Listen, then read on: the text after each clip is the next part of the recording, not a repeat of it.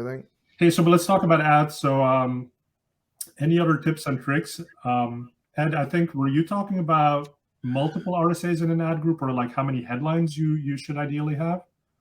So yeah, I know we had. See, it's probably my fault. I know we had questions for this, but I don't think we followed the script at all, have we? So let me just look. I pulled some data again, just to be Fred-like.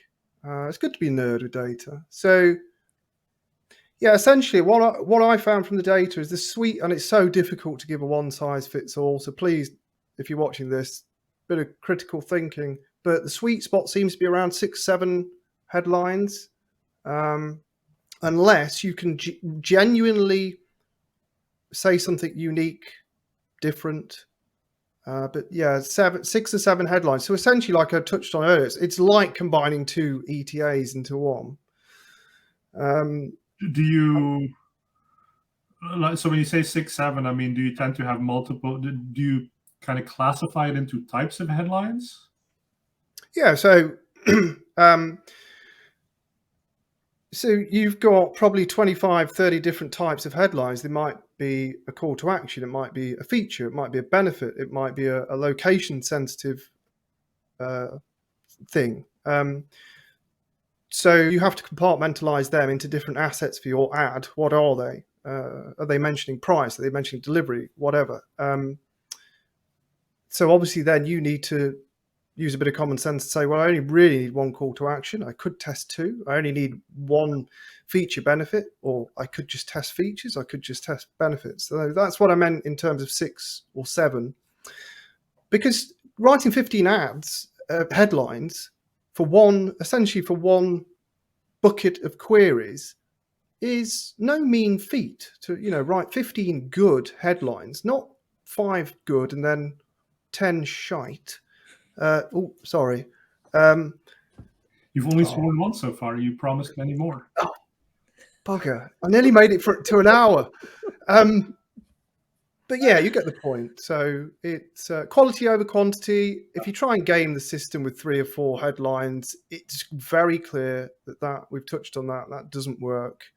But 6 or 7 seems to be at the okay range in terms of where impressions aren't cut. But I can see Google moving the goalposts on that, unfortunately. But currently, it seems to be where you're not put in the naughty corner. Julie, what advice do you have as far as ad variations and other tips and tricks? So in that presentation, I know I'm talking about this a lot, but it was very eye-opening as far as, what is Google going to be pushing on us here, right, in 2022? They said very clearly that you should only have 1 RSA going forward, just to be like a single RSA in your ad groups. And I guess part of me can see the logic of that, right? Like the idea is, okay, you're going to give us all these assets and we're going to figure it out. And we're going to serve the best ones, and then you should just not worry about it. So like that clearly is Google's point of view on all of this. Yeah. I think that, again, you have to consider, how do you want to test things inside of an RSA? So do you want to create your, 6, 7, 8 headlines, let's say, let those run for a while, see what happens, see which ones are getting served the most, see which combinations are getting served the most, that type of thing. And then when you want to try something different, what will your method be? Will you add a new headline? Will you create a new version of the RSA that maybe keeps the top 3 headlines, that performed well, and then you'll create another 3 or 4? You have to think about what you want your methodology to be. Because again, it's different. Like we're ETAs, we would be like, all right, I found one that seems to really be resonating and doing well. Can I write one that's better? Right. But you don't have those same capabilities in the same way inside of an RSA. I mean, totally agree with what you're saying, but for us to do what Google wants us to do, they need to be more forthcoming. Like, great that you tell me the impression data, but like, what about conversions? What about costs, right? Like, if that's not in the picture, I can't make that decision about what are my best 3 headlines to keep and maybe vary some of the others. I mean, it's very clear that they don't want you making those decisions, right? Like they want to make suggestions to you and they want to steer you very much in the direction of like, this is what we think you should do.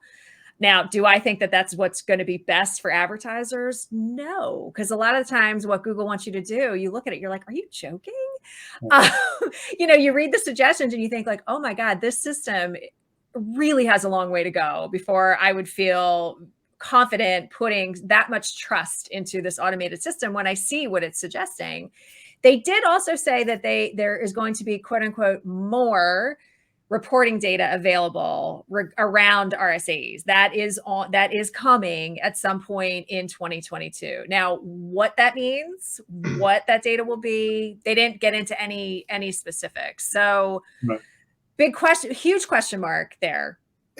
I mean, to be fair, when you're spending other people's money, which is what Google's doing, why they haven't produced that before June, before the cutoff, is a bit disgraceful, really. And just again to touch on what you're saying, Julie, with testing, I think what I prescribe in God tier ads is a dirty A/B. So essentially, you run ad variant tests. So one RSA, and I agree with Google on that. One RSA, one ETA.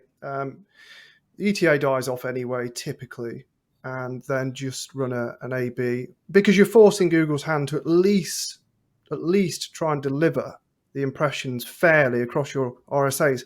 But test one thing in the RSA. So I call it a dirty A/B because you're testing a call to action, for example, and doing it on one ad group is probably not ideal. You want to run a theme, so test the call to action across 10 RSAs, and the reason I don't create a second ad in the ad group is because the experiment tool works and it gives you a printout of the metrics. So you do actually get to see the A/B result. And I know it's not a true A/B, but it's probably the safest way to do it at the minute, I'd say.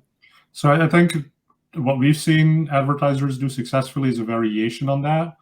So basically think of, so get rid of ETAs. Now run multiple RSAs in one ad group, but think of each RSA as having a theme, right? One may be focused on price, one may be focused on speed of delivery, whatever other value benefits you have. And then don't stick to just one headline variation that talks about that, but try 3-4 different variations, right? So to give Google some flexibility, but there's a very clear theme between the two. And then you can start to see, well, does Google prefer one or the other? And then you can start to figure out, okay, maybe this theme is working better. Now let me pin those thematic points to different positions. And now I run one RSA with the same, both RSAs are the same theme, but they're pinning to different positions. And now you can start to kind of A/B test that way. And so there's still a process that you can go through even before you get these new metrics, where you can just see the end results of the whole entity as opposed to the individual components. Yeah, and engrams for ads.